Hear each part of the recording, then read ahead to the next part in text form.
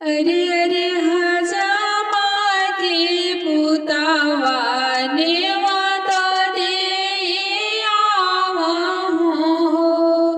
अरे अरे हजामा के पुतावा नेवत दे आवहु।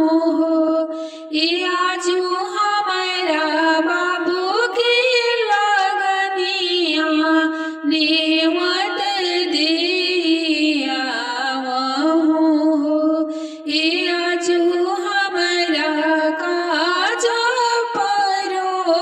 जन नेवत दे आवहु। अरगन नेवती हजमा परगन ससुजी के नैहर हो। अरगन नेवती हजमा परगन ससुजी के नैहर ननद जी के सासुर हो।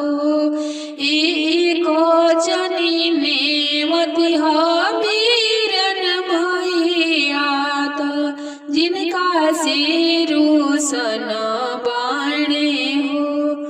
एको जनी नेवती मुरा बीरन भैया जिनका सिर बिगड़ बाणे हो। आई गईले और गना परगन ससुजी के नैहर हो। आई गईले और गना परगन ससुजी के नैहर ननद जी के सासुर हो। एक नाही अइले बीरन भैया जिनका सिरुसन बाणे हो। एक नाही अइले मोरा बीरन भैया जिनका सिरुसन बाणे हो। बजर के छतिया कौन बहिनी सिहो छतिया फाटी गईले हो। बजर के छतिया कौन बहिनी सिहो छतिया फाटी गईले हो। जनी चिड़िया अंगना लिपाव नौन चौका पुरावो। जनी चिड़िया अंगना लिपाव नौन चौका पुरावो। ए हम नाही चौका पर बैठबी। ए हम नाही चौका पर बैठबी आमिल घोटबी हो। ए हम नाही चौका पर बैठबी बीरन भैया नायले हो।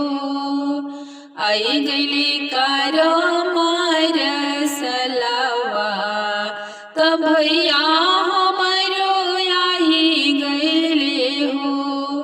आई गईले कर मार सलवा तब भैया हमारो आई गईले हो। ए दाही चढ़ी आवेली कौन भाभी अब अंगना शोभेला हो। ए दाही चढ़ी आवेली सब भाभी लोग अब अंगना शोभेला हो। अब चिड़िया अंगना लिपाव तू नौन चौका पुरावो। अब चिड़िया अंगना लिपाव तू नौन चौका पुरावो।